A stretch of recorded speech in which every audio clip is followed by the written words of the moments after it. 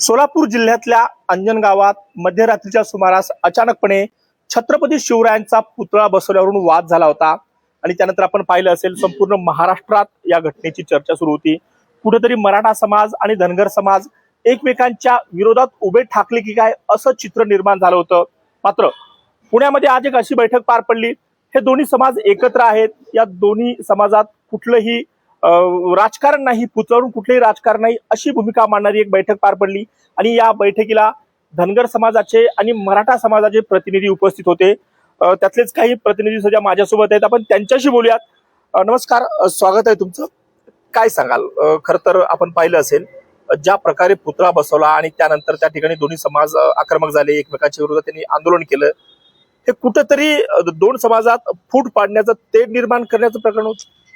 नक्कीच तसा प्रयत्न होता, पण मी पहिल्या दिवशी ज्या दिवशी पुतळा बसवला का त्या दिवसापासून मी त्या दोन्ही बांधवांच्या संपर्कात होतो। विष्णुभाऊ होते आणि आम्हाला ते कुठल्याही परिस्थितीत वाढू द्यायचं नव्हतं। आता काही त्या लोकांनी जो गावकऱ्यांनी त्या पुतळा बसवला, काही तरुण लोक आहेत आणि तरुणांचं रक्त थोडं सहसहता असतं, त्यांना कायदा किंवा काही गंभीर काही त्याचे काय परिणाम होतील असं काही ध्यानात येत नसतं। त्याच्यामुळे त्यातून तो पुतळा बसवला आणि बसवल्यानंतर पुन्हा लक्षात आलं की ते ती संस्थांची जागा आहे, तिथले बाबा असतील किंवा गावकरी धनगर बांधव आणि मराठा बांधव थोडासा तेढ निर्माण व्हायचा प्रयत्न झाला होता आणि थोडंसं अनकलुषित झाले। परंतु आम्ही सगळे लक्ष ठेवून होतो। संघर्ष योद्धा मनोजदादांनी सुद्धा पहिल्या दिवशी भूमिका घेतली, तुम्ही गावकरी मिळून बसून मिटवा ते। आणि पुतळा बसवत असताना रात्रीतून पुतळा बसवला, परंतु मला त्या गावकऱ्यांना किंवा पुतळा ज्यांनी दिलाय त्यांना आणि जे गावातले तरुण आहेत त्यांनी पुतळा बसवला, त्यांनी इथून पुढे रात्री पुतळे बसवू नयेत। त्यांनी रात्री पुतळा बसवला हे चुकीचं आहे। छत्रपती शिवाजी महाराजांचा पुतळा अचानक रात्री येणे, कुणाला काही न सांगता अचानक मुकाट्यानं बसवणे, हे कितपत योग्य आहे? नाही, हे चुकीचं आहे। रात्रीतून पुतळे बसवणं हे मला चुकीचं वाटतंय। माझं त्यांना आव्हान आहे, रात्रीतून पुतळे बसवू नयेत। तुम्हाला बसवायचं आहेत ना, दिवसा बसवा, आम्ही येतो किंवा जे कोणी पुतळे देणार आहेत त्यांनी यावं, आम्ही सगळ्यांनी यावं। महाराज आहेत आपले, या महाराष्ट्रात शिवाजी महाराजांच्या पुतळ्याला परवानगी नसावी किंवा कुणाचाही विरोध नाही। अरे दिवसा बसवू ना, आणि ते बसवत असताना वादग्रस्त जागा टाळू, 18 पगड जाती धर्माच्या सगळ्या लोकांना बोलू, कुणी विरोध करणार नाही, प्रशासन विरोध करणार नाही आणि केलाच प्रशासनाने तर गुन्हा दाखल करतील।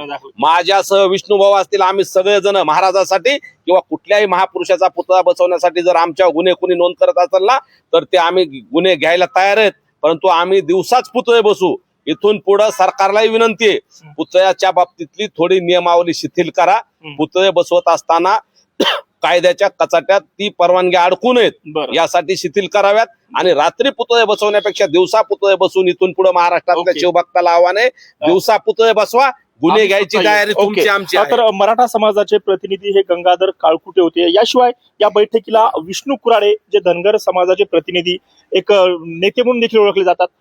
विष्णूजी, काय सांगाल? तुम्ही आज ज्या बैठकीला हजर होता किंवा अंजनगावातलं जे प्रकरण आहे त्याच्याकडे तुम्ही कसं पाहता? सुरुवातीला मुळात सर मी आपला एका प्रश्नच खोडतो आपला, की आपण सांगितलं की दोन समाज एकमेकाच्या विरोधात, मराठा आणि धनगर, तर हे दोन समाज एकमेकाच्या विरोधात नव्हतेच। या महाराष्ट्रात 4-5 कोटी मराठा समाज आहे, 2-3 कोटी धनगर समाज। या घटनेनंतर काहीच आपण बघितलं असेल त्या अंजन गावामध्ये दोन्ही लोक एक प्रकार आक्रमक झाल्याचं पाहायला मिळालं। दोन्ही त्या गावातले दोन्ही लोक, धनगर समाज आणि मराठा समाज, कालही गुन्ह्या गोविंदाने होता आणि आजही होता, पण जे बाहेरून त्या ठिकाणी गेले होते त्यांनी मुळात हा वाद वाढवलेला आहे। आणि हे मराठा समाजातले 4 लोक आणि धनगर समाजातले 4, याच्या व्यतिरिक्त कुणी नव्हतं। ओके, बरं, आता तुमची भूमिका काय? सगळं प्रकरण मिटलंय, मात्र अशा प्रकारे छत्रपती शिवाजी महाराजांचा पुतळा रात्रीतून बसवणे किंवा त्याला विरोध होणे, तुम्ही एक तरुण म्हणून याच्याकडे कसं पाहता? मुळात छत्रपती शिवाजी महाराज म्हणजे महाराष्ट्र नव्हे, भारत नव्हे, तर जगात छत्रपती शिवाजी महाराजांसारखा राजा नाही। आणि अशा छत्रपती शिवाजी महाराजांचं स्मारक किंवा पुतळा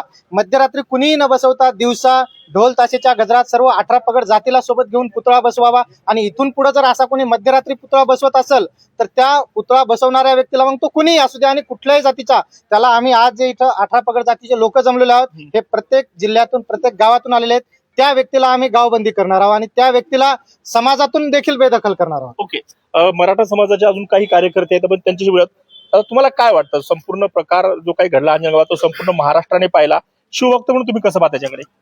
शिवभक्त म्हणून मी एकच महाराष्ट्रातल्या सर्व जनतेला सांगेल की छत्रपती शिवाजी महाराजाचा पुतळा बसवायचा असेल तर वाजत गाजत बसवा, असं चोरून लपून बसायची गरज नाही।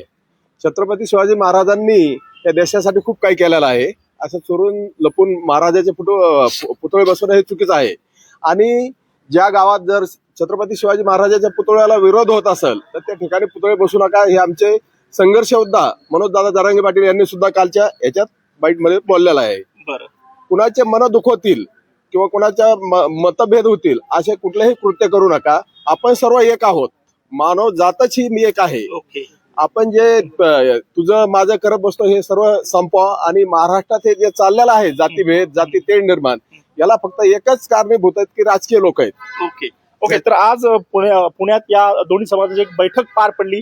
शेवटी निर्णय काय ठरला? आजच्या बैठकीमध्ये नेमकं काय ठरलं? इथून पुढे हे दोन्ही समाज, अर्थात तुम्ही म्हणता दोन्ही समाज एकत्र आहे, याच्या आधी कधी असा प्रकार घडला नाहीये, मात्र इथून पुढे भूमिका कशी असणार आहे? इथून पुढे आजच्या बैठकीत ठरल्याप्रमाणे आम्ही मराठा असेल, धनगर बांधव असतील किंवा 18 पगड जातीतले बंजारा असतील, ओबीसीतल्या छोट्या छोट्या जाती आहेत, मोठ्या मोठ्या सगळ्या जाती आहेत, लहान मोठ्या ज्या जाती आहेत लोकसंख्येच्या प्रमाणात, त्या सगळ्यांना एकत्र करण्यासाठी विष्णुभाऊची संघटना आणि आम्ही सगळेजण मराठा, धनगर, 18 पगड जातीतले लोक गावागावात, जिल्ह्यात बैठका घेऊन गावागावात, शहरात जे थोडंसं वातावरण बिघडलेलं आहे, थोडंसं सामाजिक तेढ निर्माण झाली, ती कमी करण्यासाठी आम्ही सगळे प्रयत्न करणार आहोत. आणि या माध्यमातून जर कुणी राजकारण करत असेल, जर कुणाला नेता होण्यासाठी दोन समाजाला समोर उभा करायचं, दोन समाजात वाद लावायचे, तर अशा लोकांचे षडयंत्र हाणून पाडण्यासाठी आम्ही गावागावात जनजागृती सुद्धा करणार आहोत. आणि मनोजदादांनी सांगितलंय, पुतळे बसवत असताना वादग्रस्त जागेवर बसवू नका आणि शक्यतो ब्रांचचे पुतळे बसवले जावेत.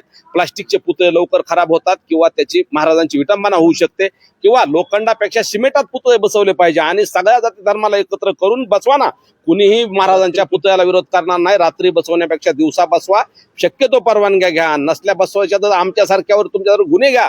महाराजांसाठी आपण 100 गुन्हे घ्यायला सुद्धा तयार झालं पाहिजे. परंतु महाराजांचा विचार आहे 18 पगड जातीला एकत्र घेऊन चालणं. त्या विचाराला तिलांजली देऊन कुणाच्या मन दुखून पुतळे बसवण्याला आमचा विरोध आहे. पुतळे बसवणारे नेमके कोण होते? तुम्ही म्हणता ते बाहेरचे लोक आले होते, त्यांनी असं अचानक कृत्य काय केलं? तेही समाजातलेच बांधव आहेत, त्यांचा काय उद्देश वाईट नाही, परंतु परवानग्या नसल्यामुळे ते रात्रीतून बसवत होते. ते कुणीतरी आवारे म्हणून जागा दुसऱ्या खेलोबा देवस्थानची जागा आहे, त्यांच्या जागेत रात्रीच्या अंधारात असा पुतळा बसवणं कितपत योग्य होतं? नाही, ते योग्यच नव्हतं. रात्री आमच्याच बांधवांनी बसवलाय, परंतु मला त्या बांधवांची आमची चर्चा झाली. त्यांनी अनावधान, त्यांना काय असं जाणून बुजून दोन समाजात वाद किंवा देवस्थानच्या पुढं बसवायचा असा काही त्यांचा राजकीय उद्देश नव्हता. आता उदाहरण द्यायचं झालं तर मस्जिदी पुढे पण पुतळा आहे ना, आपल्या कन्नड मध्ये एका मस्जिदी पुढे पुतळा आहे. मग महाराजांनी तर मंदिरं वाचवलेत, काय हरकत नाही बसवलेला, परंतु देवस्थानचा सुद्धा त्या गोष्टीला विरोध नव्हता. पण बाहेरून जाणाऱ्या काही लोकांनी स्वतःला नेता होण्यासाठी, कोण मराठा ओबीसी वाद लावण्यासाठी, कोण होते बघा ना तिथं कोण कोण आलते, त्यांचं नाव घेऊन उगाच कोणाला तरी मोठं करण्यापेक्षा त्यांनी थोडं समजून घ्यावं. राजकारण करायला, समाजकारण करायला अनेक मुद्दे आहेत, राजकारण करायला भरपूर मुद्दे आहेत, परंतु दोन समाज एकामेकाच्या समोर उभा करू नका. याच्यातून समाजाची विनविस्कटते, ती विनविस्कटू देऊ नका. हे दोन्ही बाजूला आम्ही आवाहन केलंय. आणि मनोजदादांनी आणि तिथले जे बाबा आहेत त्यांनी मिळून विष्णुभाऊच्या फोनवर बोलून तिथं तोडगा काढलाय. तिथल्या सगळे बांधव आहेत, कलेक्टर आहेत, तिथले पालकमंत्री महोदय आहेत, तिथल्या माजी आमदार आहेत, तिथल्या सगळ्या बांधवांनी सगळे तोडगा काढलाय आणि मनोजदादांनी सुद्धा त्याच्यावर समाधान व्यक्त केलं. बाहेरून जाणारे लोक कोण होते की ज्यांनी विनाकारण इतका मोठा वाद वाढवला? बाहेरून जाणारे म्हणजे त्या ठिकाणी ओबीसी योद्धा म्हणणारे आमचे लक्ष्मण हाके सुद्धा होते आणि तिकडनं बाळावरे, हे दोघांचीही चूक आहे. पण आपल्या माध्यमातून मी संबंध महाराष्ट्राला एक हात जोडून विनंती करतोय की त्या ठिकाणी जे निस्वार्थपणे उपोषणाला बसलेले होते असे फरांडे बाबा, त्यांच्यावर फक्त धनगर समाजाचीच नाही तर 18 पगड जातीची श्रद्धा आहे. तर ज्यांनी काही जणांनी फेसबुकला पोस्ट टाकल्या त्यांची तुलना या हरामखोर खराब सोबत केलेली आहे नाशिकच्या. तर माझी हात जोडून विनंती आहे की अशा कुणीही पोस्ट करू नये, कारण फरांडे बाबा सर्वांचं दैवत आहेत. त्यामुळे अशा चुकीच्या पोस्ट कुणीही करू नये, जेणेकरून परत हा वाद निर्माण होईल. तर आपण पाहू शकता अंजनगावात घडलेल्या प्रकारानंतर खरं तर या दोन्ही समाजात कुठंतरी तेढ पडली अशी जी भावना होती, ती भावना दूर करण्यासाठी या दोन्ही समाजातील कार्यकर्त्यांनी आज एकत्र पुण्यात या ठिकाणी एक बैठक घेतली आणि छत्रपती शिवाजी महाराजांचा पुतळा असा अंधारात बसवण्यापेक्षा दिवसा उजेडात वाजत गाजत बसवा, आम्ही देखील या पुतळ्याच्या बसवण्यासाठी आम्ही देखील येऊ, अशी भूमिका जी आहे ती या सर्वांनी यावेळी मांडली. पुण्याहून किरण शिंदे, लोकमत.